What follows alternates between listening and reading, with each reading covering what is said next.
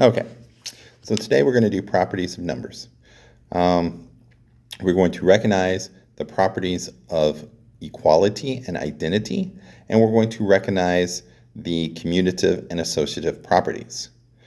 So, if we look at this problem, it says Natalie lives 32 miles away from the mall. The distance from her house to the mall is the same as the distance from the mall to her house. This is an example of reflexive property. It's the same distance. Let's see. Properties of equality and identity. The expression 4k plus 8k and 12k are called equivalent expressions because they represent the same number. The properties below allow you to write an equivalent expression for a given expression. So, you can take a look at these. Just briefly, reflexive property is any quantity and is equal to itself. So, for example, 5 equals 5, 4 plus 7 equals 4 plus 7. That would be the reflexive property. The symmetric property is when one quantity equals a second quantity. So 8 equals 2 plus 6, so 2 plus 6 must equal 8. Okay? The transitive property is when one quantity equals a second quantity, and the second quantity equals the third quantity, then the first quantity must equal the third quantity. So for example, 6 plus 9 equals 3 plus 12, 3 plus 12 equals 15, then 6 plus 9 must equal 15. Okay? And then substitution property is just when two properties are equal, they can be substituted. So for example, n equals 11, then if I had something like 4n, it would be the same as saying 4 times 11. Okay? All right. The sum of any number and 0 is equal to the number. Thus, 0 is called the additive identity. And the additive inverse is any number and its opposite equals 0. So for example, 3 plus a negative 3 is 0. 4 minus 4 is 0. That is the additive inverse. There are also special properties associated with multiplication. Consider the following equations. 4 times n equals 4. The solution of the equation must be 1. 4 times 1 is 4. And any number multiplied by 1 is equal to that number is called the multiplicative identity. That's a tongue twister. 6 times m equals 0. The solution to the equation for m must be 0. Any product with the number times 0 would be equal to 0. Thus, or this is called the multiplicative property of 0. Two numbers whose product is 1 are called the multiplicative inverses or reciprocals. And we've talked about that. 0 has no reciprocal because any number times 0 is 0. So you can take a look at what we just talked about. So multiplicative identity, any number times 1 equals that number. Multiplicative property of 0, any number times 0 equals 0. And the multiplicative inverse, any number times another number that equals 1. Like 4/5 times 5/4 would be 1. Okay, so it's reciprocal.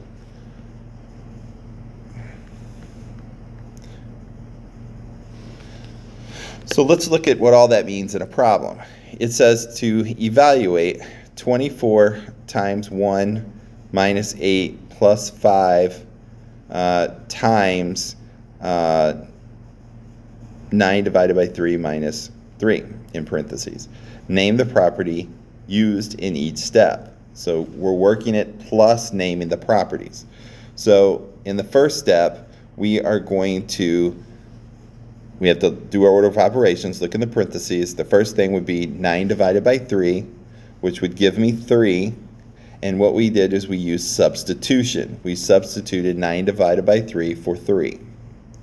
Then we take a look and we have to do 3 minus 3, which equals 0, okay? And sometimes there's a couple of different things that you could put in there, okay? Like additive inverse would actually work in that case. However, we could use substitution because we're just substituting in 0 for 3 minus 3. Then we have the next step would be to do left to right multiplication. So 24 times 1 is 24, and that would be the multiplicative identity, because anything times 1 is itself. And then we have 5 times 0. That would be the multiplicative property of 0. And then we could go left to right. 24 minus 8 would be 16. That would be substitution. And then 16 plus 0 is 16, which is the additive identity. Okay? So let's take a look.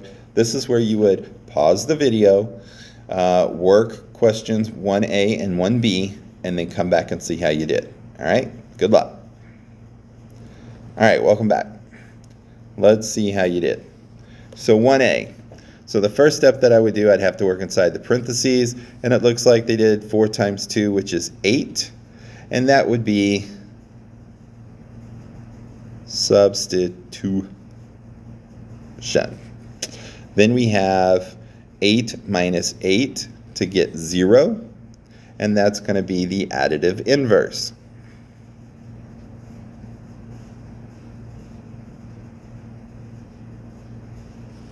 And then we have 2 times 3, which would give me 6, and that's just going to be substitution.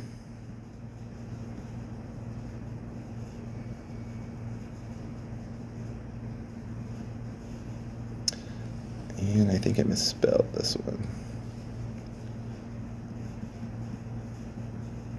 All right.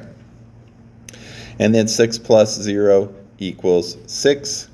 And that is the additive identity. Okay, so that's how I would answer that one. 1B. Let's see. The first step I would do is the 5 divided by 3, or 15 divided by 3, which would give me 5. And that would be substitution.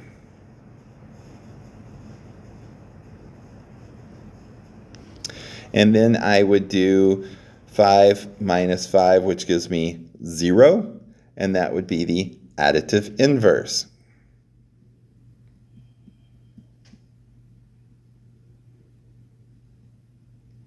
And then it would be, we go left to right, 7 times 1/7 is going to give me 1, and that is going to be the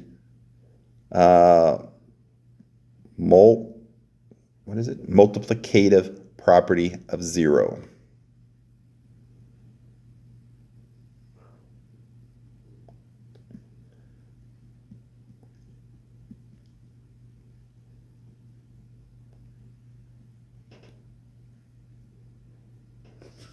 Okay, and then we have 1 plus 0.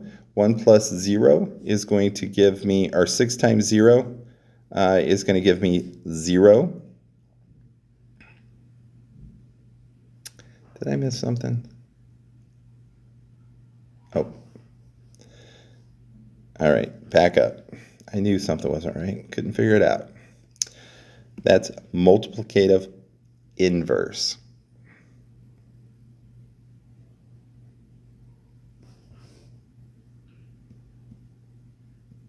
Okay, now we have multiplicative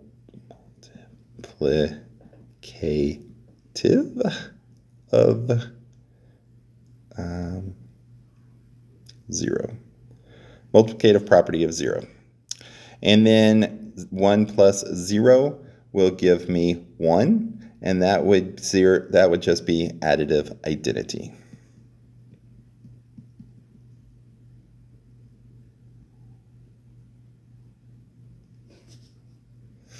All right. Got a little messed up there in the middle. All right. So now let's talk about use commutative and associative properties. Nikki walks 2 blocks to her friend Sarah's house. They walk another 4 blocks to school. At the end of the day, Nikki and Sarah walk back to Sarah's house, and then Nikki walks home. So the distance from Nikki's house to school is 2 plus 4, which equals the distance from the school to Nikki's house, 4 plus 2. Okay? This is an example of commutative property of addition. Okay? So commutative property means you can change the order of things. You can move things around, okay? And commutative property is of addition, and there's commutative property of multiplication, okay? Just like this example, 4 plus 8, we could change it. 8 plus 4 would give me the same answer. Or 7 times 11, we could change it. 11 times 7 would give the same answer. An easy way to find the sum or product of numbers is to group or associate the numbers using the associative property. That's when we change the grouping, okay? And it is an associative property of multiplication and associative property of addition. So for example, we have 3 plus 5 equals 7. We could change that to 3 plus 5 plus 7, and we would still get the same answer. But sometimes it's a little bit easier to solve a problem when you group different things together. So 2 times 6 times 9 is the same as changing the grouping of 2 times the product of 6 and 9. Okay?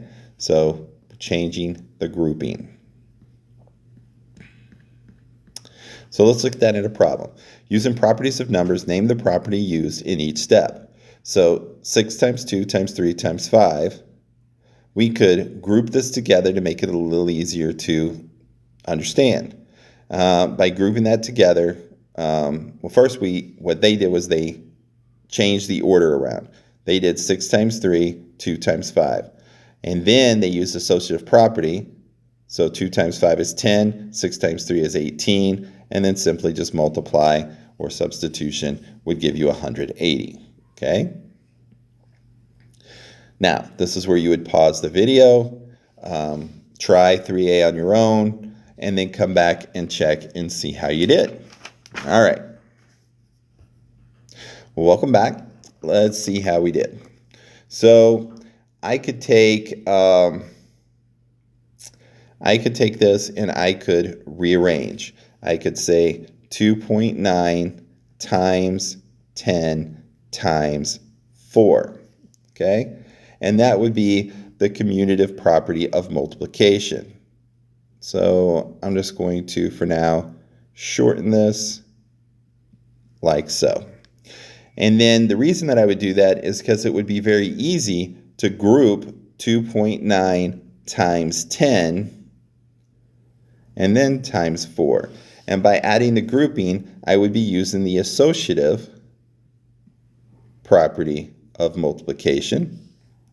And now I can multiply 2.9 times 10, which would give me 29 times 4. And that was just simply using substitution. And then I can multiply 29 times 4 to give me 116. And again, that's substitution.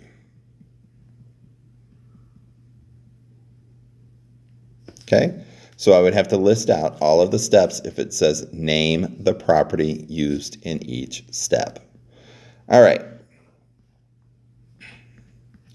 So looking at a word problem, Eric makes a list of items that he needs to buy for a party and their costs. Find the total cost of these items. So here is his list of party supplies. So he has balloons, decorations, food, beverages. He has to add them all together.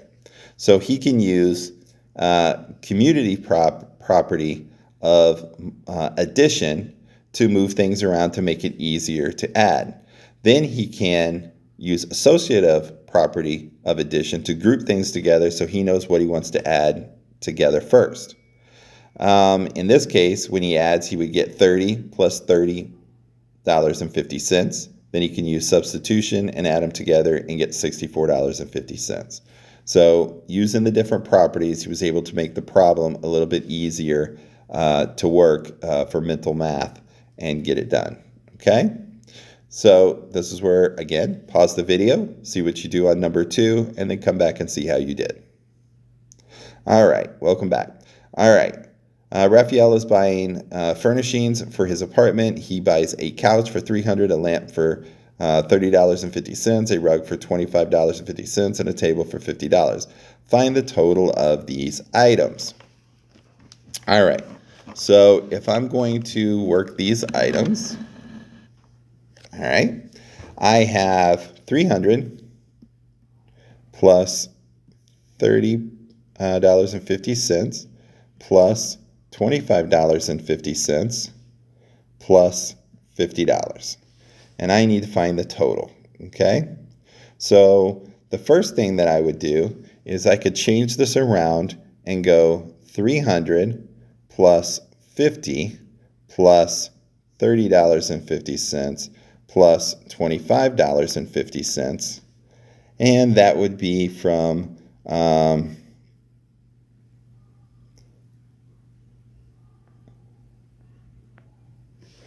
commutative property of addition.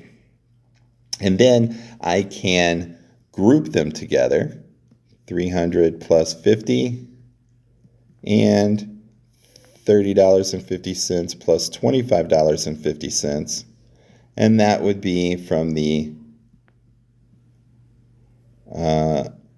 associative property of addition.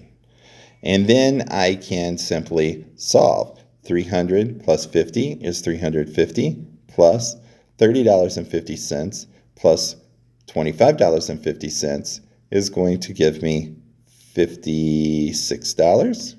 And that would just simply be substitution. And then I add again, and I'm going to get $406. And again, that's substitution. Very good. All right. And that is the lesson. So don't forget that you do need to name the steps, name the properties that you use. Okay? All right. Have a good one.